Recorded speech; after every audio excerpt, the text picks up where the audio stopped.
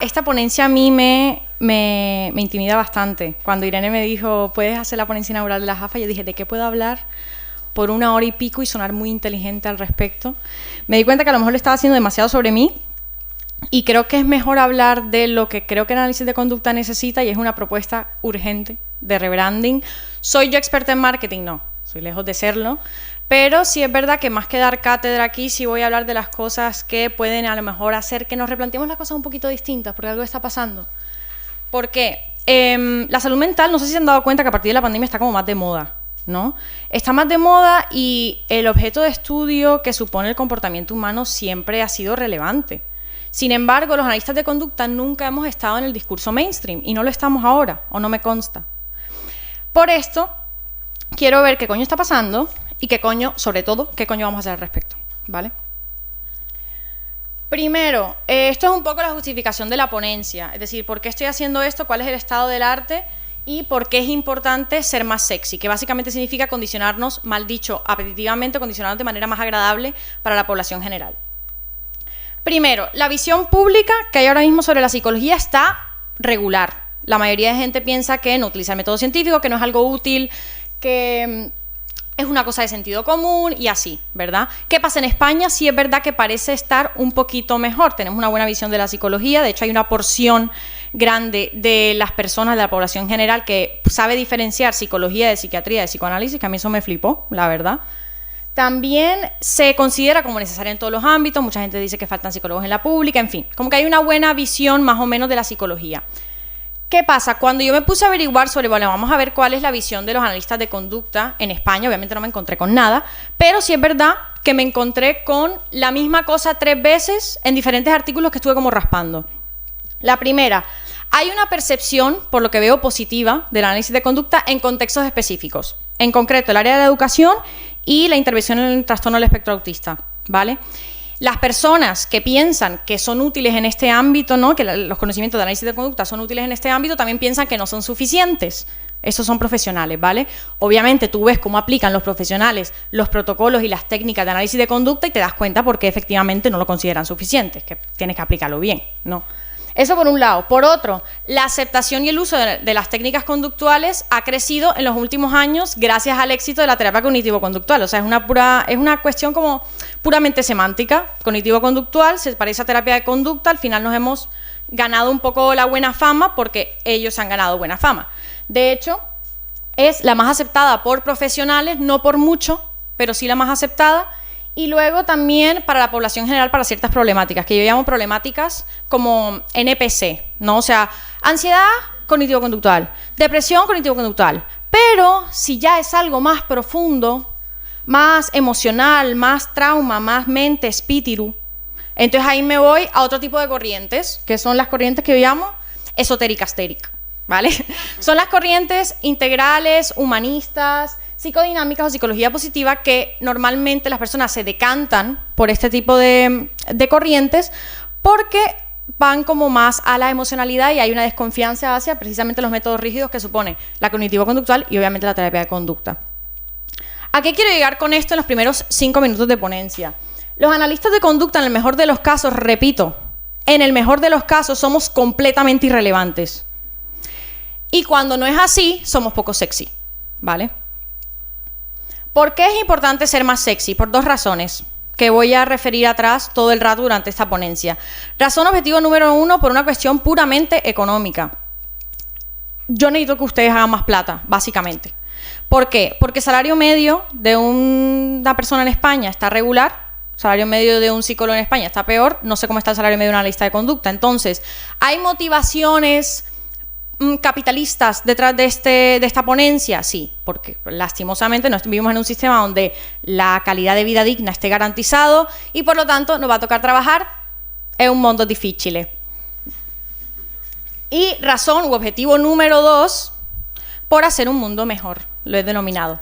¿A qué me refiero con esto? A los analistas de conducta, de manera directa o indirecta, la propia difusión del análisis de conducta va a estar relacionado con alguno de nuestros valores personales o profesionales académicos laborales. Tenemos una sensación, y no sé si ustedes también se han dado cuenta, tenemos como una sensación muy fuerte de lucha social como grupo, somos muy conscientes socialmente y yo creo que también eso tiene que ver con las propias características de nuestro objeto de estudio. Es inevitable el hecho de que tengamos que mirar al contexto para estudiar un organismo o para estudiar a las personas en general dentro de una comunidad verbal. Tenemos que, pues, echar la mirada no solo al contexto de esa persona, sino también al macro contexto que rigen ciertas contingencias, ¿no? Entonces, al final, si tú eres una persona que ya tienes mucha conciencia social y te topas con análisis de conducta, que probablemente es la historia de muchos, te encaja todo y te encanta, ¿no? A mí me pasó un poco al revés, ¿no? Yo me metí en análisis de conducta y de repente cambié toda mi visión sobre el mundo y pues también te engancha de esa manera y es como una bidireccionalidad. Entonces, echarle la mirada hacia el contexto es inevitable y es obviamente necesario para estudiar nuestro objeto de estudio, pero también es que la conducta humana está en todos lados y esto es algo que no pasa en otros ámbitos científicos, en el sentido de que estamos todo el rato hablando de la conducta de otras personas y buscando explicaciones a la conducta de otras personas, estemos en espacio de ocio o estemos en trabajo, ¿no? Porque es relevante, o sea, a mí no se me ocurren cosas o objetos de estudio más relevantes a nivel político que el estudio científico del comportamiento humano, ¿vale? Entonces, es cotidiana, es relevante, se asocia con nuestros valores, la propia difusión del análisis de conducta. Ahora, ¿qué pasa? Como analista de conducta nosotros tenemos dos caballos dentro de nosotros. Tenemos que migrar de uno a otro y hacer como cierto balance, que es un poco lo que yo propongo, ¿vale? Hay uno que se llama el caballo Joker. El caballo Joker es el analista de conducta que está radicalmente en contra del sistema, el sistema en general, pero sobre todo el sistema de la psicología en particular, ¿verdad? Y dice que está todo roto y que es injusto y que todo es una mierda y hay que quemarlo todo, básicamente. ¿Puedo decir tacos? Sí. Hay que quemarlo todo, ¿vale? Por si acaso que ya voy cogiendo confianza y... Vale. Y va a ser el propio analista de conducta que ante cualquier cosa que esté mal en el sistema, ese va a ser el discriminativo para hablar, casi que exclusivamente. O sea, yo voy a hablar cuando algo esté mal y voy a dejarte saber que eso está mal. Es como cuando conoces a una persona que hace CrossFit, que siempre te va a decir que hace CrossFit. Un poco así, ¿vale? Entonces, en la lista de conducta un poco el caballo Joker, ¿vale? Que es ese caballo que está dentro de la lista de conducta, hace un poco eso, ¿vale? Y las críticas van a ser públicas y van a ser muy radicales en contra del sistema. ¿Por qué lo denomino caballo Joker? Porque si tú te ves la película de Joaquín Phoenix, el man, tú entiendes perfectamente por qué el man se fue a la verga. O sea, tú entiendes perfectamente, es un análisis funcional perfecto para eso, ¿no? Entonces, al caballo Joker no le falta razón. De hecho, una de las cosas que da rabia es que efectivamente tiene razón, pero es muy pedante al respecto. Y da mucha pereza, porque es como siempre algo negativo y siempre algo malo, y ¿no? Eso por un lado. Ahora está el caballo que yo denomino caballo de Troyet. El caballo de Troyet lo que hace es el analista de conducta que observa el discurso mainstream y añade o cuela información desde el propio análisis de conducta. A mí, yo cuando hice teatro e improvisación, mi profesora me decía, Sara, cuando un personaje interactúa contigo, tú tienes que añadir a la narrativa. Es la regla del yes and en teatro. Entonces, si alguien te dice, ¿fuiste a la universidad ayer? Tú no puedes decir, no fui. Tú tienes que decir, sí fui y encima me encontré a María Margarita que no sé qué. O sea, tienes que añadir algo a la narrativa, recoger lo que sea que te están diciendo y añadir algo. Entonces, esto es un poco lo que hace el caballo de Troyet. Le dicen algo y están hablando de love bombing. Oye, pues mira, justo puedo yo decir algo desde mi corriente esto al respecto. Añade un poco a esa narrativa. ¿Por qué? Porque tiene una filosofía de que si no puedes contra ellos, úneteles, ¿vale? Porque efectivamente no hemos podido contra ellos. No sé si se han dado cuenta. También cree firmemente el caballo de Troyet que se puede... Ustedes me están siguiendo en esta metáfora que está un poco esquizofrénica, ¿sí? Cool.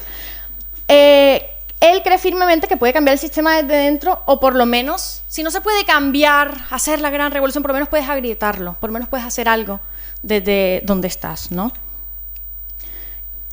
Insisto, el analista de conducta es, en el mejor de los casos, repito, en el mejor de los casos, un estímulo neutro. Nada. Irrelevante. Y cuando no lo es, está asociado a un montón de mitos que ya causan mucho malestar y rechazo, ¿verdad? Entonces, si el analista de conducta es, en el mejor de los casos, un estímulo neutro o un ese desagradable, si criticas algo mainstream, que por definición va a ser un estímulo condicionado agradable para la mayoría de la población, lo que se va a condicionar aversivamente es el analista de conducta. Y si tú le preguntas a gente fuera de esta corriente, qué piensan de los analistas de conducta, te vas a dar cuenta que efectivamente eso es lo que está pasando ahora mismo. Todos nos ven como caballos jokers. ¿Por qué? Porque somos caballos jokers. Que aquí es importante tener en cuenta, y aquí pequeño inciso, familiarizarnos con los mitos del análisis de conducta para poder defenderlos de manera parsimoniosa, atractiva y accesible, ¿vale? Y el caballo de Troyet, como se habrán dado cuenta por el nombre, es una composición de Troya y Coquette, ¿ok? Troya, ¿por qué? Porque empaqueta el conocimiento de tal manera que sea accesible, porque el análisis de conducta de por sí no es excesivamente accesible, es parsimonioso, pero no es accesible de por sí, ¿verdad? Entonces tú vas a reempaquetar ese conocimiento de una manera que sea accesible para la población general y por otro lado también lo vas a hacer atractivo y por eso el componente de Coquette, porque tiene que ser accesible y atractivo. Un ejemplo perfecto, ¿alguien se ha leído este libro? De hábitos atómicos, no. Es que yo entiendo, porque es parte como de los libros, el monje que vendió su Ferrari, Club de las 5 de la mañana, sí, ¿verdad? Yo me leí todos esos libros porque todo el mundo tiene un pasado, ese es el mío, ¿vale?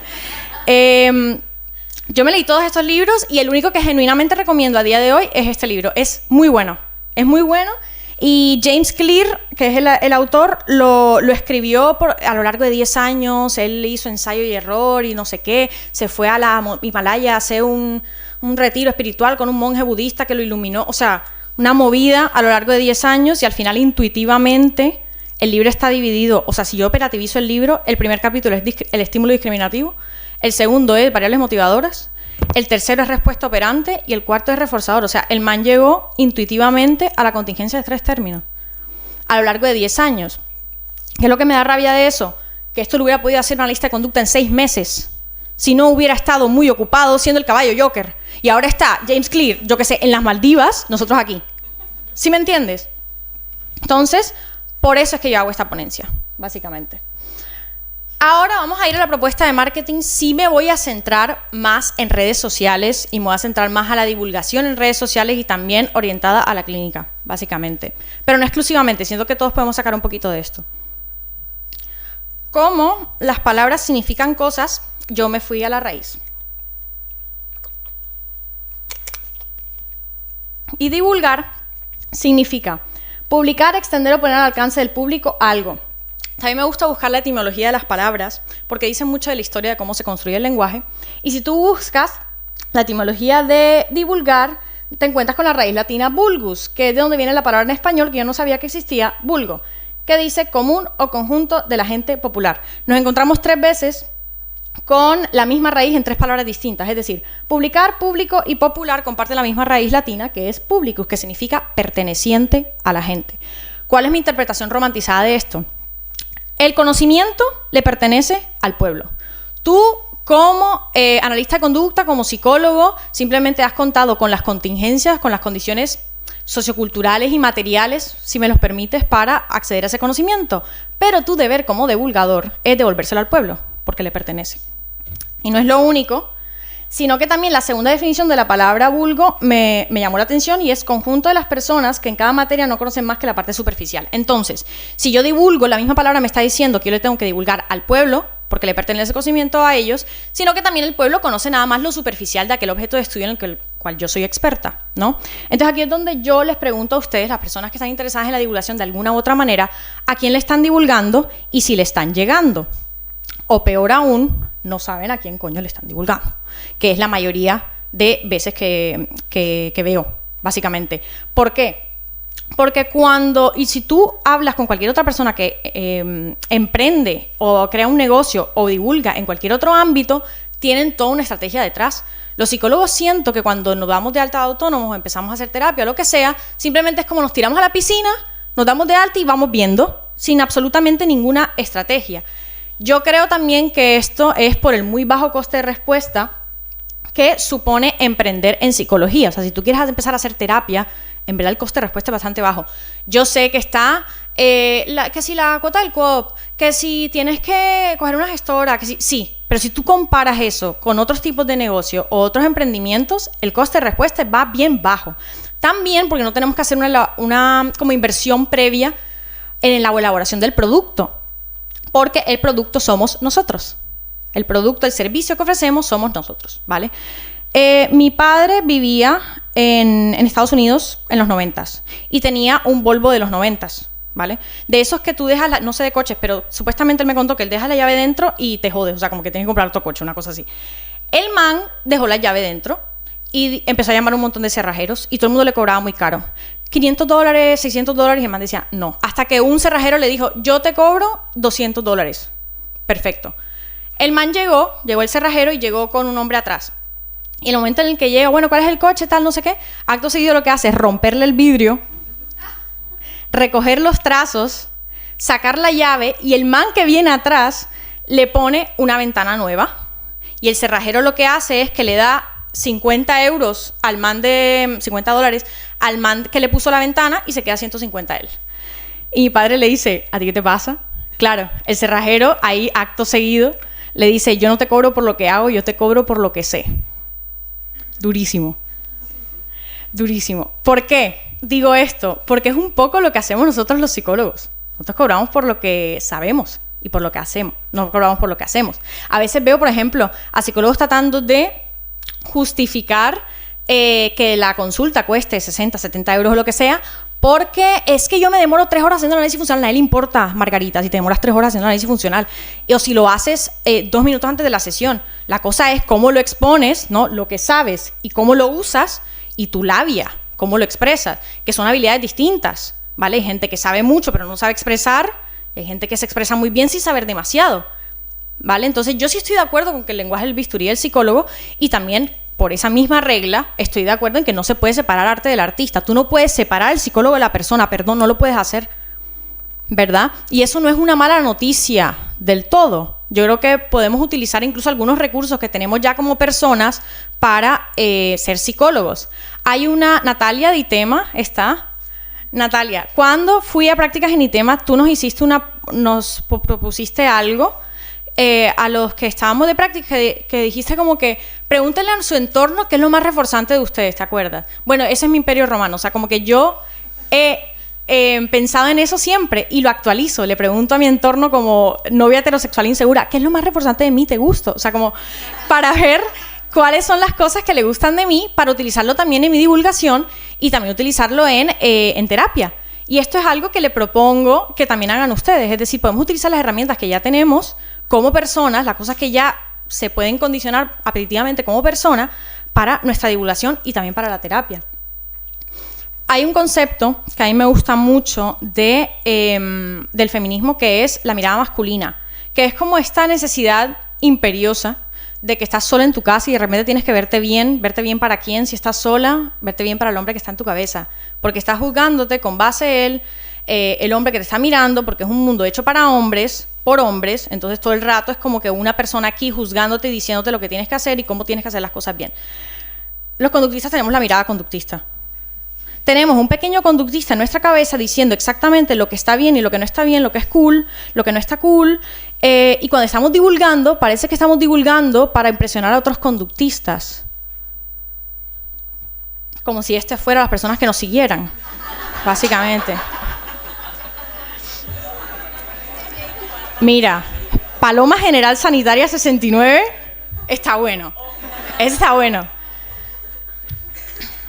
Entonces, yo a quién coño le divulgo. Yo le divulgo al pueblo, a la gente, a la calle, básicamente. Ahora, como tenemos eso en cuenta, el formato tiene que ser, ante todo, accesible. Y como va a ser accesible, no lo vas a poder contar todo. Y como lo vas a poder contar todo, asume que vas a perder rigor. Vas a perder rigor y no va a ser iatrogénico. No pasa nada. Tú puedes decir perfectamente, la mente te dice, por más de que el pequeño conductista en tu cabeza te diga, ¿cómo vas a decir mente cuando...? No pasa nada porque digas mente en un reel o en un artículo o en lo que sea, o en una ponencia o en terapia. Puedes decir mente, puedes hacer un montón de cosas que siento que no estamos haciendo por el pequeño conductista que tenemos en nuestra cabeza. Nosotros no le divulgamos a Santi Benju, ¿vale? Nosotros no, ustedes no le divulgan a otros conductistas porque ustedes no son Eduardo Polín. Solo Eduardo Polín es Eduardo Polín, ¿vale? Entonces, nosotros le divulgamos to the people. Entonces, ¿qué pasa? Usted también tiene que tener en cuenta una vaina. A la población general no le importa análisis de conducta. Te importa a ti, que eres un friki, pero a la gente no le importa. Es que estoy aquí, se ha vuelto un roast de repente. Te importa a ti, que eres un friki, pero a la gente no le importa. Entonces, el análisis ¿qué le importa a la gente? Que sus necesidades sean cubiertas. Que también, esta es una característica interesante del modelo de negocio que tenemos los psicólogos. Nosotros no tenemos que crear la necesidad. ¿Por qué? Porque el mundo está hecho una mierda, todo el mundo está mal, ¿vale? O sea, si yo, por ejemplo, mi producto es una crema anticelulítica, yo te tengo que crear la inseguridad de que la celulitis es horrible y que es inaceptable y que es poco sana y cómo vas a... y te vendo mi producto. Nosotros no tenemos que hacer eso. Entonces, otra facilidad, ¿verdad? Entonces, lo que le interesa a la población general es que sus necesidades sean cubiertas, por lo tanto, el análisis de conducta no es el fin, divulgarlo, sino el medio, mediante el cual, valga la redundancia, las necesidades de una población va a ser cubierta, ¿vale? Pero no a todo el mundo. O sea, tú no le divulgas, no, yo soy psicólogo general sanitario, tienes un problema general sanitario, yo tengo soluciones generales sanitarias. O sea, como que no es así. ¿Por qué? Porque veo a la mayoría de gente haciendo esto también. Si tú vas no sé si han ido al Museo del Prado y han visto el Jardín de las Delicias, es un cuadro muy chévere porque es literalmente y metafóricamente un cuadro. O sea, están pasando muchas cosas a la vez y todo el mundo tiene una parte favorita del Jardín de las Delicias. La mía no la encontré para hacerle zoom, pero es un fuego que está pasando por ahí atrás. Pero bueno, yo puedo extraer aquí una pequeña parte que me suscita bastantes preguntas y son lo suficientemente interesantes para responderlas, ¿no? Entonces, nosotros no le vamos a divulgar a todo el Jardín de las Delicias, a todo este verguero. No, le vamos a divulgar a una parte concreta que nos llame la atención especialmente, que ya podría ser un cuadro en sí mismo. Y aquí es donde yo hablo del concepto de nicho. En marketing hay un concepto que a mí me gusta mucho, que es el concepto de buyer persona. Básicamente es la persona que invierte dinero en ti, ¿ok? Es una descripción detallada de un personaje ficticio que representa a tu audiencia target, ¿ok? Y se basa en una investigación, no en mera intuición, que es a veces lo que siento que mucha gente hace, ¿no? Entonces, cuando yo digo a qué coño le están divulgando, al final lo que tienen que acotar es saber que le están divulgando al pueblo y que le están divulgando a un nicho dentro del pueblo, y la representación de ese nicho es tu buyer persona, es un personaje ficticio que representa ese nicho sin ser un personaje real, ¿vale? Para llegar a tu buyer persona, tú tienes que hacerte un montón de preguntas. Tienes que preguntarte qué hace, qué piensa, qué dice, qué siente, cómo es su día a día, cómo es su rutina. Somos lo que hacemos de manera estable en el tiempo. Las rutinas son sagradas para conocer a la gente. ¿Qué problemas tienes? ¿Qué necesidades tienes? Otra vez, investigación, no intuición. Toquen césped, ¿vale? Que esto también nos falta mucho, tocar césped, fuera, ¿no? Eso, y también hay que entender una cosa, somos psicólogas, entonces tercera facilidad, somos psicólogas. Estas preguntas hacen parte de los primeros 10 minutos de una entrevista de evaluación en clínica. O sea, más fácil para definir a nuestro buyer persona no lo podemos tener. Y no solo eso, sino que también somos analistas de conducta, deberíamos ser buenas observadoras y buenas analistas, y si no, pues nos toca desarrollar la capacidad de serlo. Eso por un lado, y por otro lado, cuando yo defino lo que hace esta persona, cómo entendiendo a esta persona, cómo esa persona llega a mí con una alta probabilidad y con un bajo coste de respuesta. Ayer estuve hablando con un amigo que es diseñador de modas. El man va a sacar una camisa como con cositas, ¿vale? Y yo le dije, ¿cuál es tu buyer persona? Y él me dijo, lo tengo clarísimo, voy a hacer un videoclip donde se despierta una persona como un poco tarde, se pone la camisa, va a su trabajo corporativo, después se toma un café con una chica y luego al final termina rumbeando, porque yo al final lo que quiero es que mi buyer persona entienda que él puede vestirse bien con poco esfuerzo porque valora la moda, y que también esa persona puede estar muy ocupada y que la camisa, que le voy a vender es versátil, o sea, lo puedo utilizar en mi trabajo, lo puedo utilizar en tal. El brother ni siquiera había abierto la cuenta de Instagram para promocionar la camisa y ya tenía una estrategia detrás. ¿Ustedes han visto un psicólogo tener esa claridad mental sobre...? No, o sea, yo por ejemplo, no, yo abrí una cuenta de Instagram, voy a hablar de depresión, y eso a lo mejor por contingencias benditas le llega a un depresivo por allá por Albacete y me va a contratar a mí. Son una ordinariez. ¿Qué es así? ¿Qué es una ordinariez? Entonces, hay una forma de nicho que me parece a mí interesante, que es el nicho en forma de especialización. No es la única manera de encontrar un nicho, pero sí es una manera que yo siento que podríamos empezar también a aceptar un poquito más. Hay como un debate entre analistas de conducta de si es necesaria o no la especialización, porque como al final todo es conducta y todos tratamos todos, eso tiene matices, podemos tratar todos todo, ¿no?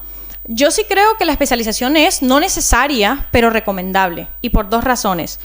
Una, por cuestión de marketing, tú al final si tienes una especialización, tú atraes el perfil cuyas necesidades pretendes cubrir y estás capacitada para cubrir, creas un discriminativo más claro para la respuesta operante que supone buscarte a ti como profesional para acompañar a una persona en un tratamiento, en una intervención, en lo que sea, ¿vale? Pero también creo que es importante a la idea de formación, y yo creo que nosotros necesitamos a veces como 3,50 € de humildad, porque creemos que podemos tratar todo, y no necesariamente es así, porque en análisis funcional sí están las cadenas. Tú tratas muy bien el condicionamiento clásico, el operante, tú te has hecho tu cursito de Psicoflix de Edupolín, tú sabes muy bien y lo dominas, vale. Pero hay una parte muy importante del análisis funcional, que es las variables disposicionales, que sin las variables disposicionales, o sea, el análisis funcional, perdón, sin las variables disposicionales, nada. O sea, tú me pones a mí una cadena y ¿qué hago yo con eso? ¿No? Y las variables al final, una especialización no deja de ser familiarizarte con las variables disposicionales de una problemática o una población concreta. Yo creo que yo domino muy bien el condicionamiento clásico y operante, pero tú me pones a un niño enfrente y yo no sé qué coño hacer. Porque yo no sé las etapas del desarrollo, yo no sé cómo actúa un niño, yo no he interactuado con niños en mi vida, no me gusta, o sea, como que no sabría qué hacer al respecto, ¿verdad? Y, por ejemplo, yo me especialicé en sexología, y yo soy fiel defensora de que los analistas de conducta podemos tratar problemas sexuales y deberíamos operativizar la respuesta sexual humana y todo eso. ¿Qué pasa? Lo que yo he visto que hacen algunos analistas de conducta por no tomarse el tiempo de familiarizarse con las variables disposicionales a nivel biológico y a nivel social de los problemas ¿verdad que sí? Problemas sexológicos y de terapia de pareja, yo digo, uy, regular. La cadena está bien, o sea, la cadena técnicamente está bien. No, problema de erección, una exposición. Eso no tiene sentido a nivel sexológico. Tú no vas a exponer a alguien a perder un ex, eso no tiene sentido. Entonces, eso lo tienes que tener en cuenta a la hora de tratar ciertos problemas. Y no estoy hablando de que tienes que hacer un máster de cada problemática, no, pero te tienes que familiarizar.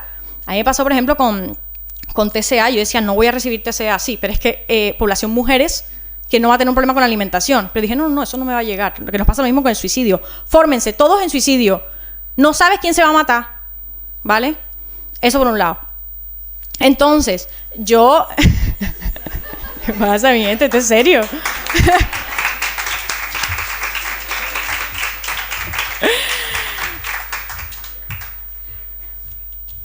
TCA, sí. Y yo dije, bueno, vamos a lanzarnos a la piscina, vamos a tratarla, ya la tenemos ahí, ¿verdad? Y yo estaba haciendo una que otra cosa y dije, me voy a supervisar. ¿Julia Cebrián está? Ah, qué putada que no esté. No. Buf. Bueno, me supervisé con Julia Cebrián y me di cuenta que la estaba cagando. La estaba cagando. ¿Qué hago yo haciéndole que discrimine sensaciones de saciación? Y no la estaba haciendo bien. Entonces ahí me di cuenta de lo importante que era aprender sobre las variables predisposicionales de muchas problemáticas, ¿no? Y bueno, solo hablé con el equipo. Yo ahora mismo coordino un equipo. Aquí hay algunas de ellas. Y todas nos vimos la misma necesidad de que, oye, es que trabajamos con mujeres, o sea, ¿cómo no vamos a formarnos en esto, no? A lo que quiero llegar un poco con esto es, necesitamos un poquito de humildad, y a lo mejor sí la especialización viene bien, a nivel de marketing y a nivel de formación también. Ahora, dinámica grupal. Les voy a mencionar diferentes nichos y ustedes me van a decir con qué nichos tienen asociado, con qué persona, analista de conducta, tienen asociado ese nicho. Por ejemplo, TCA. Deni, justo, Deni, vale. Forense. Edgar. ¿Qué más? Deportiva. Javi. Sexología. No más les vale, perra, o sea, estoy aquí. Vale, vamos a hablar de nichos más mainstream, nichos que están un poquito más así como en auge. Trauma. Nadie. Apego. Nadie. A ver, hay un archipiélago de nichos inexplorados, nichos vírgenes para analistas de conducta, porque estamos muy ocupados siendo el caballo Joker. Y adivinen dónde se mueve la plata, en esos nichos, ¿ok? Yo sería muy loco que, por ejemplo, al final, si tú conceptualizas un trauma per se, como está conceptualizado en el mundo mainstream, no existe, ¿vale? Pero no significa que no pueda ser operativizado. Es como la mente no existe y nos creemos cool porque la mente no existe y decimos que la mente no existe. Vale, pero la mente al final son respuestas operantes encubiertas, no sé, o sea, podemos operativizarla. El trauma igual. El trauma puede ser operativizado como, yo qué sé, un problema que lleva mucho tiempo y que te afecta. Un problema general sanitario, al fin y al cabo, ¿no? Pero cuando una persona, sobre todo con el auge que hay con el trauma, si yo estoy en mi casa y yo estoy sufriendo, no sé nada de psicología, busco lo que tengo, yo que sé, en TikTok, me sale que tengo un trauma, lo primero que voy a buscar es psicóloga especialista en trauma y ahí no te va a salir ninguna lista de conducta. Te va a salir Daniela Health Coach Specialist Integrative Esoteric Asteric. Te va a salir ella y al final esa persona no va a poder acceder a una terapia que nosotros promovemos que es de mucha calidad, que es la terapia de conducta, ¿verdad? Sería muy loco que una lista de conducta diga que es especialista en trauma y que de dentro conceptualice el trauma desde el análisis de conducta sin mentir. Y que se marketee de esa manera y así no solo hace un mundo mejor, sino que también una lista de conducta gana más plata. Sería loco, sería poco ético. En ese sentido, gracias Irene por tu validación. ¿Vale? Por ejemplo, manipulación, relación tóxica, narcisismo. ¡Ay, que todo el mundo está hablando de narcisismo! La única divulgación, y me incluyo, la única divulgación de la lista de conducta hacia este tipo de cosas es ¡ay, es que el narcisismo es una mierda! Es que ahora todo es tóxico. Puedes divulgar sobre esto, porque es que a lo mejor estamos hablando de relaciones de maltrato. Y a lo mejor sería interesante que alguno se marketee como especialista en relaciones narcisistas y tratar, pues, violencia de género desde el análisis de conducta. ¿Por qué no? Una manera de captar a gente, ¿verdad? Tipos de apego. Belén Luque del equipo que estoy coordinando me decía como que a mí me gustan los problemas, porque yo les pregunto a ellas qué problemas o problemáticas les llaman más la atención para poder derivarles ese tipo de problemáticas, ¿no? Entonces Belén Luque me acuerdo que me dijo relaciones interpersonales o problemas interpersonales. Al final un problema de apego es un problema interpersonal. Y en la página web sale Belén Luque especialista en apego. Ana Farrona me dijo, a mí me gustan los problemas chungos. Y yo, trauma. Especialista en trauma. Ya está. ¿Vale? Es lo mismo al final, ¿no? Hay otros nichos aquí como para empezar a estimular la creatividad. Higiene de sueño. ¿Quién duerme bien? Nadie. Por ejemplo, una lista de conducta especialista en higiene de sueño. Yo voy al Mercadona, yo tengo que ir a las 9 de la mañana porque si no las pastillas de melatonina se acabaron. Nadie duerme bien, ¿vale? Formación de hábitos. A que este motivo de consulta siento que es muy común, tengo que adquirir más disciplina, tengo que tal, porque no una lista de conducta que se marketee como especialista en formación de hábitos, por ejemplo, o en de emprendimiento, ¿no? Los emprendedores tienen una variable específicas, ¿no? Que vendría bien tener en fin, que cuando salen todos este tipo de nichos que yo veo que están popularizándose un montón en redes sociales y en todo. Tú sabes como cuando hay una guerra en cualquier sitio y todo el mundo está como, ¿dónde están las feministas? Como si fuera nuestra culpa, ¿no? Para mí sí me pasa un poco de, ¿dónde están los conductistas? Brother, todo el mundo está hablando de trauma. Todo el mundo está hablando de tal. ¿Dónde están los conductistas hablando de esto? Pero nadie está hablando, simplemente estamos ocupados siendo el caballo Joker. ¿Vale? Y hay un montón de nichos inexplorados que no solo tienen que ser problemáticas concretas. O especializaciones. También puede ser poblaciones concretas, yo qué sé, terapia para empresarios, porque los empresarios al final buscan coaches neoliberales. Oye, estaría muy bien que haya una lista de conducta ahí, por ejemplo. Para opositores, ¿quién no tiene opositores en consulta? Los opositores están muy mal, ¿Por qué no una lista de conducta especialista en eso? ¿Verdad?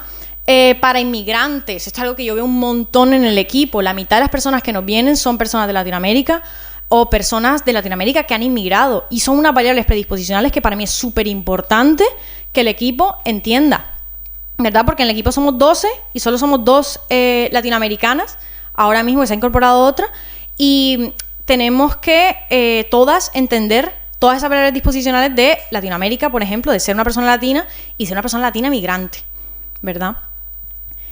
Por localización, vale, soy el único psicólogo general sanitario que da soluciones generales sanitarias, pero soy el único en mi pueblo. Entonces, a lo mejor ahí tienes un nicho. O también en otras cosas. Bueno, el que haga esto se forra. El que haga terapia de fin de semana, yo sé que da mucha pereza, pero se forra. El que haga terapia de noche, se forra, ¿vale? Me pueden copiar la idea, no pasa nada. Yo lo que quiero hacer es que ustedes piensen un poco fuera de la caja y se hagan 2 preguntas, y es ¿dónde hay demanda? ¿Ok? Y ¿dónde no hay analistas de conducta? Y que me gusta. Creo que sería también eso, ¿no?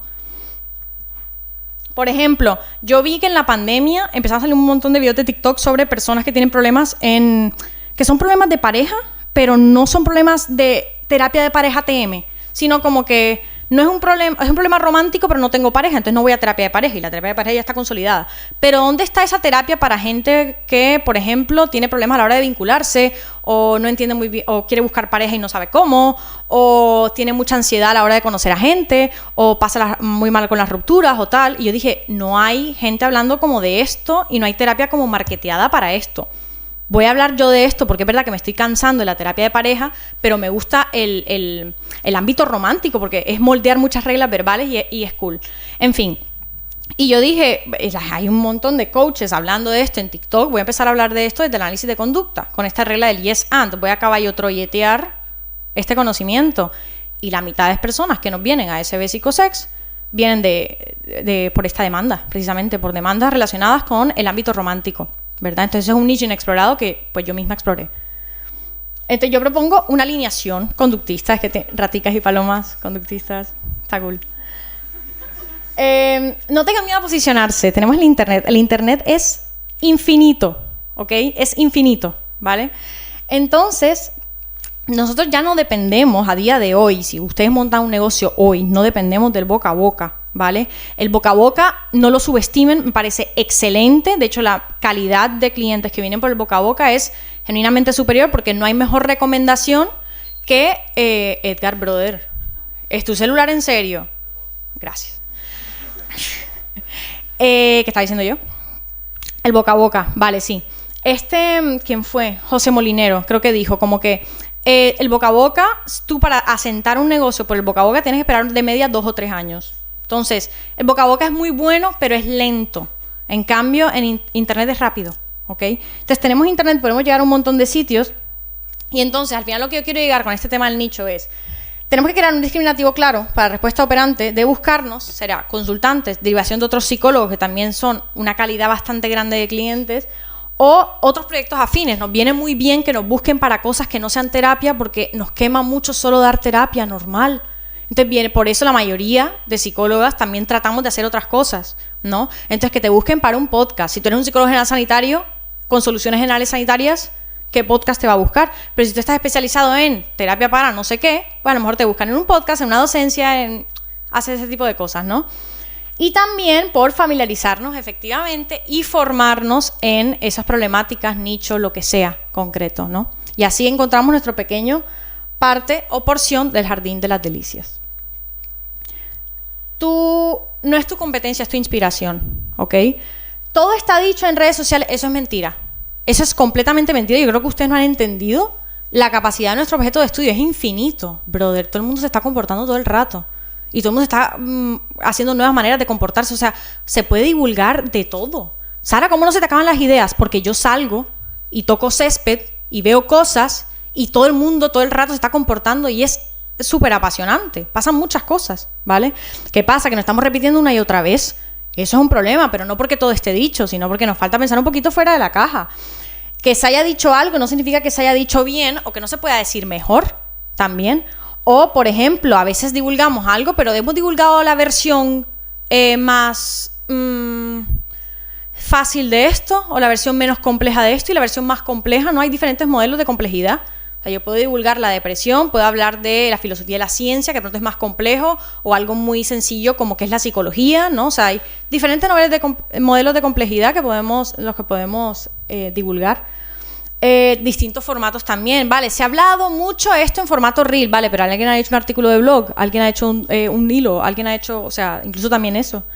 Y también para distintos targets. Si yo hablo, por ejemplo, de la depresión en pareja, ¿no? Yo qué sé, si hay un miembro de la pareja que tiene depresión o lo que sea, no es lo mismo que hablar de la depresión para adolescentes, ¿no? O sea, es lo mismo, pero estoy hablando para diferentes targets, ¿no? Entonces, eso, expandir un poco más la idea de divulgar las cosas. Esta pintura de Mark Rothko se vendió por 95 millones de euros. Eso. Yo hubiera podido hacer sí, pero no lo hiciste. Eso es muy fácil, yo hubiera podido tal. Sí, pero no lo hiciste. Y esto pasa un montón con la divulgación. Esta mujer se está forrando con esa tontería. ¿Tú lo hiciste? Ah, vale, tú no lo has hecho, ¿no? Entonces, a veces ahí tenemos que irnos a lo más sencillo, porque a lo mejor a lo sencillo le encuentran algo de valor. Si hay competencia, hay mercado. A veces tenemos miedo a la competencia cuando lo que tenemos que tener miedo es si no hay competencia. Este es un ejemplo de Nacho Marketing que a mí me gustó mucho, que es un man que hace como divulgación para marketing para psicólogos y lo hace muy bien. Y es, si tú te vas a un pueblo de jubilados, estos pueblos españoles de jubilados, ¿no? Que hay mucha gente, la media es como de 65 años, y tú ves que ahí no hay una consulta para niños, y tú dices, voy a montar mi consulta infanto-juvenil y me voy a forrar. Claro, es que no hay por algo. Entonces, donde hay gente divulgando sobre algo, no es que ya hay 20.000 personas divulgando sobre, perdón por no tener otro ejemplo, sobre trauma. Claro, porque es que hay demanda, ¿no? Entonces, en vez de ver las personas que están divulgando los perfiles profesionales de esta área en concreta, más bien empecemos a observar la demanda que hay. Centrémonos más bien en el buyer persona, en el cliente, en el consultante, que en los demás, ¿no? En ese sentido. Y a veces hay mercado, pero lo que no hay es analistas de conducta en ese mercado, ¿no? Y hay una frase que me gusta mucho, que es, si hay un cliente, hay 1000, que lo dice Nacho Marketing. Si hay una persona que tiene esta necesidad, hay 1000. Búscalas, ¿no? Y al final, las personas que hagan algo parecido a lo que haces tú, van a ser tu inspiración, van a ser tus musas. Esta frase de Picasso, que dice como, los buenos artistas, ¿cómo es? ¿Ustedes saben cuál es? ¿No? Los buenos artistas copian, pero los excelentes artistas roban, una cosa así. Más o menos. O sea, en el sentido de que podemos copiarnos entre nosotros. Cópiense de mí, ustedes no son yo. No lo digo de manera ególatra, lo digo de manera de que si ustedes se van copiando de diferentes referentes que quieren hacer lo mismo que ustedes, al final te quedas con un batiburrillo de algo súper distinto porque cogiste un poquito de cada persona y también lo moldeas a tu gusto. Entonces, mira las personas con que tienen un modelo de negocio o tienen una manera de divulgar que tú quieres también tener, ¿no? Y hazte todas estas preguntas y cópiate de lo que más te guste. Terminas con un cuadro así. Este es el cuadro de Juan Gris que está en Reina Sofía. Si tú ves, hay un puro desde 3 perspectivas distintas, un ojo desde 2 perspectivas distintas, el traje tiene como 4 perspectivas distintas y al final termina siendo una obra en sí misma y es única, ¿vale? Y hay muchos formatos. No todo el mundo tiene que abrirse una cuenta de Instagram. O sea, si yo empezaría otra vez mi modelo de negocio, se lo digo así súper sinceramente porque ya estamos entrando en confianza, yo me marketearía hacia personas mayores porque los jóvenes no tenemos plata. No tenemos plata y es una putada. Es que es así. Millennials a ASB Psicosex vienen millennials y generación Z, ¿verdad? Puro millennials y generación Z, ¿no? Entonces, al final es una putada porque a veces no se pueden permitir cierta frecuencia tal, ¿no? Y a veces yo digo, me hubiera marketeado para boomers, pero un boomer no va a ir a terapia conmigo. Y a lo mejor me hubiera marketeado en Facebook. Ojo con Facebook. Facebook tiene empuje. Que la gente dice, no, TikTok, sí, pero Facebook también, por ejemplo. LinkedIn. Ustedes no se imaginan, en LinkedIn hasta ligan y todo. O sea, pasa de todo en LinkedIn. Y hay un montón de cosas. No solo es redes sociales, también es la presencialidad. También es el networking, súper importante. O sea, ahora aprovechen para networkear, porque a mí de los mejores proyectos que me han salido por mucha red social y mucha vaina, los mejores proyectos que me han salido han sido por el networking de aquí en el Coffee Break, ¿vale? Y todo lo demás, ¿vale? Hay un montón de modalidades, un montón de herramientas y cómo eliges tu formato en función de un montón de cosas, ya está, ¿vale? La dejo ahí como para que tomen la tal, vale. Ahora vamos a ver el camino de la seducción, es decir, básicamente esto va a ser como ligar, o sea, vamos a ligar con la persona. Vamos a ligar con el consultante, con mi buyer persona, que al final me compre lo que sea que estoy ofreciendo. Voy a centrar sobre todo en la terapia, pero no exclusivamente, se puede aplicar a otras cosas. Este es el embudo del marketing, es una cosa súper básica del marketing y estas son frases motivacionales de billonarios por si acaso eso les motiva, no sé. Paso 1. Le tienes que atraer a la persona, atraerla, ¿ok? Le tienes que llamar la atención y a lo mejor con esa atención que le agarraste, gustarle, ¿ok? Para eso, y esto, bueno, como la divulgación que yo estoy viendo a veces en redes es un poco rara, en el sentido de que se empieza un poco como que, hola, buenas, ¿cómo estás? Bueno, en este reel vamos a hablar de la depresión, ya perdiste a la persona. En esos primeros 3 segundos perdiste a la persona. Tú lo primero que tienes que hacer es enganchar a la persona si puedes apelar a algo personal, a sus sentimientos, no destruirle, ¿no? Pero si apelar a los sentimientos, algo con la que la persona se identifique en 3 segundos, ya después le cuentas la historia. Pero primero la enganchas, ¿ok? Entonces, en vez de decir eso, puedes decir, Te voy a decir por qué la depresión no tiene nada que ver con tu cerebro. Por ejemplo, ahí ¿cómo? Ahí enganchas a la persona, ¿no? Segundo, ahí sí vas a contar tu historia. Si vas a hacer un reel, también te digo que no se enrollen más de 1 minuto y medio. Que haces haciendo un reel de 3 minutos y medio. No tiene sentido. Para eso haces un podcast en Spotify. Pero un reel es rápido, es corto, es preciso y ya está. Si quieres más, ya se lo veremos más adelante. Si quieres más, otra cosa. Entonces tú ahí le das una explicación, ¿ok? Le das pizcas de solución, en el sentido de que, por ejemplo, si estamos hablando de depresión, al final tienes que hacer las cosas sin tener muchas ganas, pero bueno, es más fácil decirlo que hacerlo, por ejemplo, ¿no? Y ahí también das pizcas de que tú tienes la competencia para cubrir esa necesidad que estás mencionando en ese reel o en esa divulgación en cualquier formato que sea, ¿vale? Y después haces el típico call to action. Esto es cliché, ¿vale? Esto es súper cliché, pero es cliché por algo, porque funciona. Muchas veces las cosas son cliché porque funcionan. Entonces el call to action, estos youtubers que dicen, sígueme para más contenido, que da un poquito de cringe, ya, es que funciona. Es que efectivamente, al final, como han invertido algo de tiempo en ti, lo que sea que le pidas al final, pues te lo van a dar. Sobre todo si es un bajo coste de respuesta como, like, dale like o sígueme para más, ¿vale? Yo no suelo hacer esto. Bueno, sí suelo hacer las primeras 2 en mi video, pero no suelo hacer el call to action. Y dije, voy a hacer un call to action a ver qué pasa. Hay un video de el contacto cero. Sí, es un video del contacto cero que yo empiezo como, ¿será que puedes dejar de buscar excusas para saltarte el contacto cero? Así como una posición así muy chula y tal, como para tal. Además que lo puse en agosto. Esto también fue estratégico. Todo el mundo extraña a su ex en agosto. Porque en agosto o haces el viaje que te recuerda a tu ex porque viajabas con tu ex, o en agosto estás desocupado, sobre todo la generación Z, estás desocupado porque no hay universidad y estás en tu pueblo y te acuerdas de tu ex porque no tienes tiempo, entonces, porque tienes mucho tiempo, perdón, entonces te empiezas a rayar. Entonces yo estratégicamente hablé de esto en agosto. ¿Será que puedes dejar de buscar eso para buscarte el contacto cero? Tal, te cuento toda la historia de por qué se salta el contacto cero, cómo tu mente te dice que no sé qué, y que esto yo lo veo en terapia un montón y tal, no sé qué. Y después yo dije, voy a hacer un call to action, pero no sé qué pedirle a esta gente.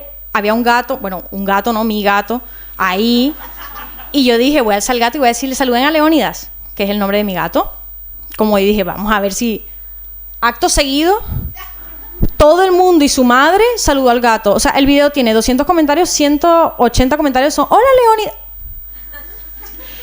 Entonces, al final, lo que le pidas, Leónidas no tiene nada que ver con el contacto cero. Lo que le pidas a la gente, lo va a hacer y es muy loco. Entonces, ¿es una fórmula tonta tal y es cliché? Sí, pero es cliché por algo. Pues, la parsimonia. Ustedes, la síntesis es una virtud. Ustedes se enrollan, los españoles se enrollan para hablar. No, no se enrollen. Lo peor que puedes hacer como divulgador es enrollarte, ¿vale? Entonces, yo, por ejemplo, cuando trato de divulgar algo, siempre, bueno, lo planeo y después digo, ¿cómo puedo hacer esto más corto? Y lo hago corto. Y después de ese resumen digo, ¿cómo puedo hacer esto más corto otra vez? Y lo vuelvo a hacer corto y ahí me quedo con la pieza de divulgación que sea, ¿vale? Quien recibe la divulgación que estás divulgando, valga la redundancia, no tiene que ser experto en análisis de conducta, a veces no tiene ni que saber qué es el análisis de conducta. De hecho, lo interesante es cuando le gusta tanto tu divulgación que te preguntan, ¿de dónde sacaste todo eso? Y tú dices, Papi Skinner. Eso es más cool, ¿vale? Y también, repito, asume que vas a perder rigor y que no pasa nada. Este tuit de Irene Fernández lo hizo como en 2020 y a mí me encantó. Me encantó porque hizo en 240 caracteres la epistemología de la psicología, por la cara. Hay 3 principios que comparte cualquier ciencia, hay una realidad, opera mediante leyes, podemos acceder a ella. En psicología hablamos de leyes del aprendizaje. Me estremezco ante la parsimonia de este tuit. Esto es lo que tenemos que hacer, porque a nadie le importa, no, que si el determinismo, que si tal, no, eso lo hacen entre ustedes para ligar entre ustedes, para hacerse los interesantes, pero a nadie le importa eso. ¿Sabes qué sí importa? Las etiquetas. Yo no sé ustedes de dónde sacaron que las etiquetas no importan, las etiquetas no tienen valor explicativo, eso es otra vaina, no tiene valor explicativo y va a ser muy importante como analistas de conducta que nosotros divulguemos qué es una tautología porque no tiene puto sentido, la enfermedad porque no tiene puto sentido, los rasgos de personalidad, que es una tontería decir, este es narcisista y tal, pero las etiquetas sí importan. ¿Por qué? Porque las palabras significan cosas, básicamente. Entonces, por ejemplo, yo me acuerdo una vez que vino una amiga de una amiga a una quedada y dijo, dizque, no sé qué, pero mi ex era narcisista, y ahí iba a saltar. Yo dije, esa es una mierda el narcisismo ahora, tal, no sé qué. Y después me di cuenta que cuando ella pudo etiquetar el comportamiento de su ex narcisista, pudo dejar una relación de maltrato de 8 años. O sea, que la función que tenía esa etiqueta en la historia personal de esta mujer era increíble. Y yo voy a saltar como caballo Joker ¿para qué necesariamente? ¿Como con qué fin? ¿Qué estás haciendo? ¿No? Entonces, primero vamos a analizar la función que tienen según qué etiquetas, en según qué personas, porque a veces pueden incluso ser hasta útiles, ¿vale? No vamos a decir que las etiquetas no importan, sí importan, solo que no tienen valor explicativo. Entonces, utilicen las etiquetas. ¿Qué más? Bueno, lo que no se nombra no existe, no estoy completamente de acuerdo, pero es verdad que cuando nombras algo lo discriminas más fácil y esto viene muy bien para un montón de cosas. Por ejemplo, esto se utiliza mucho en la difusión. A mí me acuerdo que una vez mi psicóloga me dijo, esa voz en tu cabeza que te dice cosas feas cuando justo te vas a exponer algo que no quieres, es la saboteadora. Y la encapsulé en la saboteadora. Entonces esa etiqueta vino bastante bien. Las etiquetas importan, mi gente. Si no, o sea, el lenguaje que es, etiquetas, todo el rato a cosas, ¿vale? Ahora, la persona, le llamaste la atención porque hiciste tu hook, tu historia y tu call to action. Le llamaste la atención y te siguió, ¿vale? Y ahora tienes que pasarlo de seguidor a comunidad, ¿vale? Esto es que empiecen a invertir algo en ti. Pueden invertir dinero o tiempo, ¿ok? Esa es nuestra moneda de cambio como seres humanos. Y aquí es donde tú ofreces más contenido, más exclusivo para aquellos seguidores que están especialmente interesados en tu servicio, en tu producto o en lo que sea. Entonces aquí lo que hace es que quieren más de ti y confían en que tú puedes ayudarle con sus necesidades y tú le vas a ofrecer más conocimiento gratis. Yo no trabajo gratis, sí trabajas gratis, ¿vale? Porque hay veces donde algo no es monetizable directamente, pero sí es rentable, no es lo mismo, ¿vale? Entonces, aquí es donde la gente hace un podcast, ¿vale? Entonces yo tengo, por ejemplo, divulgo en Instagram, por ejemplo, y después tengo un podcast. Y ahí acoto, o tengo un canal de Telegram, o tengo un canal de WhatsApp, o no sé qué, o sea, como que es una manera de mis seguidores, los que están especialmente interesados en mí, pasan a mi comunidad, ¿no? Y hay veces donde la gente no le gusta, por ejemplo, cuando quieren empezar un podcast, no les gusta empezar un podcast porque, por ejemplo, si yo me estoy especializando en rupturas y hago un podcast sobre rupturas, al final no voy a decir nada en terapia, ¿con qué voy a decir? Si ya lo voy a decir todo en el podcast. Nuestra herramienta es el análisis funcional de la conducta, o sea, el análisis funcional, ¿vale? Entonces, con el análisis funcional, eso siempre va a ser un traje de medida súper idiosincrático. Tú puedes haber dicho todo, pero la persona no va a acceder a su propio análisis funcional mediante la divulgación genérica que estás haciendo ahí. Entonces, que no se te olvide que tú eres analista de conducta y que eso te diferencia de otros profesionales que son meros aplicadores de protocolo, ¿no? Los eslogans vienen bien, ¿ok? Que a veces tienen miedo de, no, es que es muy reduccionista. Los eslogans vienen bastante bien. Lo utilizamos como autoinstrucciones en terapia y viene bien para incluso tener como chistes internos con tu comunidad, ¿vale? Eso es interesante también. Yo, por ejemplo, tengo algunos eslogans que a la gente le ha gustado mucho. Por ejemplo, hay uno que ha gustado mucho que es el de la calle está dura. Cuando yo digo cuando hay mucha gente que está buscando pareja, yo digo, papi, que la calle está dura. Eso a la gente le gusta, ¿por qué? Porque es como un chiste interno entre la comunidad de que ahora mismo el mundo del dating es horrible, así que acostúmbrate a que con la mayoría de gente no te va a salir bien y no vas a tener una casa en el campo y 2 perros labradores con esa persona. Y no pasa nada, ¿por qué? Porque la calle está dura, ¿no? O una lloradita y a seguir, es súper simplista, pero eso es perfectamente porque la mayoría de personas que lloran vienen bien para exponerse a algo sin tener que revolcarse en ello. Entonces lloras algo, te expones y sigues, como la activación conductual después de exponerte a un estímulo que te genera tristeza. Esto, por ejemplo, viene muy bien en rupturas. Una lloradita y a seguir como regla verbal, ¿no? Ahora, pasa de comunidad a cliente. Ya lo tienes como seguidor, ¿no? O sea, bueno, lo atrajiste, seguidor, comunidad, y de ahí haces un call to action al final de tu podcast, por ejemplo. Y tengo agenda abierta, tal, no sé qué. Y ya la persona puede pasar a ser tu cliente, ¿verdad? Yo cuando diseñé, bueno, no la diseñé yo, cuando le dije a la chica que me diseñara la página web, ella me dijo, yo necesito que cuando entren a tu perfil de Instagram, de Twitter, de tal, puedan agendar cita con ustedes en menos de 2 clics. Y yo dije, coño, tiene sentido, tiene que ser un bajo coste de respuesta, ¿no? O sea, el paso que guía el siguiente tiene que ser un bajo coste de respuesta. Por eso es un embudo, ¿vale? Por eso no es atracción y enseguida a cliente, ¿no? Sino es, vas ligando con la persona. Tú empiezas con la miradita en la discoteca, no vas a pasar a comprarte la casa con la persona, ¿no? Hay un trayecto, ¿vale? Entonces, aquí, eso, muy importante, la accesibilidad. Por ejemplo, embudos que he visto yo, Psicoflix, son un imperio, Psicoflix ahora mismo. Esa gente se está forrando, lo hace muy bien, ¿vale? ofrece un contenido gratuito, ¿vale? Que es el podcast. De ahí, a partir de ahí te dan acceso a una comunidad donde hay donde hay supervisiones, donde tal y no sé qué. También te dan acceso a algunos webinars gratis, tal, ¿no? Esa comunidad que te ofrece un producto extenso de lo primero que estás escuchando y gratis, ¿no? O por un muy bajo coste. Y luego ya a partir de ahí compras los cursos, la suscripción mensual o los eventos. Esta es mi psicóloga, ¿la conocen? Pueden criticar lo que sea de ella, pero no pueden criticar su estrategia de marketing. Eso es lo único que no les voy a permitir que critiquen. Todo lo demás.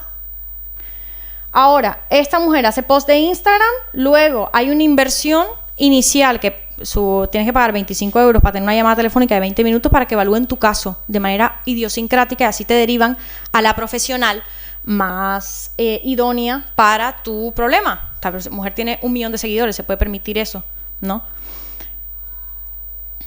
Y luego el paso 4 es de cliente a recomendación. Este paso mucha gente se lo salta y va a ser súper importante porque, pues, o sea, la mejor publicidad que te puede dar es un cliente que ya ha pasado por tus servicios. La mejor. Puede anunciarte Dua Lipa en su Instagram que la calidad de clientes que van a venir por el boca a boca o por la recomendación van a ser mejor, ¿vale? En ese sentido. Entonces, aquí, por ejemplo, si yo busco Libertia, lo primero que me sale es una review buena hacia Elena, creo que es, sí. Entonces, por ejemplo, ahí hay recomendación.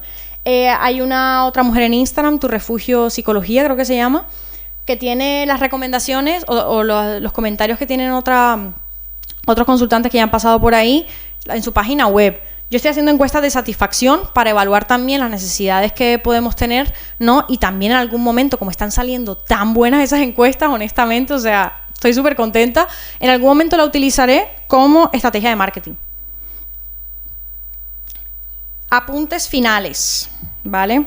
Cosas que no sabía dónde meter, básicamente.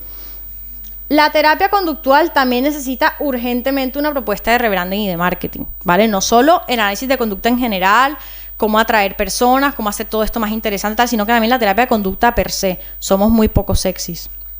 Ya la tenemos. Se llama terapia de tercera generación.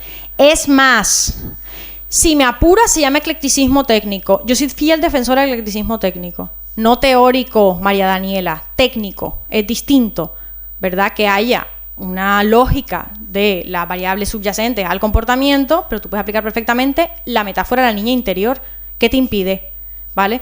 Los de trauma, por cierto, los de trauma están haciendo exactamente lo mismo que hacemos nosotros, simplemente lo hacen con más énfasis en la hipótesis de origen, y a veces es iatrogénico y a veces no tanto, y a veces da un montón de vueltas, pero es que a veces está medianamente bien, y cuando te le preguntas, oye, ¿y esto, cuál es la base de esto, tal? Porque se lo he preguntado, me dicen, tía, no lo sé, pero funciona. Coño, yo sí lo sé, porque soy analista de conducta, yo sé cuáles son las variables subyacentes. Entonces, si yo hago lo que tú haces sabiendo encima, teniendo el control que tengo por ser analista de conducta, me forro y hago un mundo mejor, básicamente. Aún así, yo te he dicho todo esto y tal, y tú quieres ser conductista en caballo Joker, por lo menos sé el doble de cool de lo que criticas, por pura ley de contracondicionamiento, ¿ok? Esto lo hace bien, por ejemplo, esto le funciona a Ramón Nogueras. Ramón Nogueras critica lo mainstream, pero el man dice pollas en vinagre, y eso a la gente le da risa. Entonces, al final, a la gente le da risa y es como, ya está. Entonces, al final le sale bien dentro de todo. Si ustedes no me han escuchado durante todo esto, se deberían quedar con solo esta diapositiva, que rima y todo, para que se les quede más en la cabeza, ¿vale? Hablando de los eslogans. Antes de ser reivindicativo, cúrrate tu poder discriminativo. Y para ser agresivo, por lo menos el doble de apetitivo. Y así podemos ser caballos jokers de Troyet, ¿vale? Y de hecho es la modalidad que a mí más me gusta y que a mí, genuinamente, a mi marca, le ha funcionado. Naturalmente, porque detrás de mi marca no hay una estrategia de marketing, la va a ver a partir del estudio que hice para esta ponencia. O sea, esto es así. Entonces, esto también me lo digo a mí misma, pero también se lo digo a ustedes para ver si nos organizamos. Fuente, la de decibeles, no, mentira, sí hay fuente. Sí, hay fuente. Hay pocas, pero ahí están, ¿vale? Muchas gracias por todo, mi gente.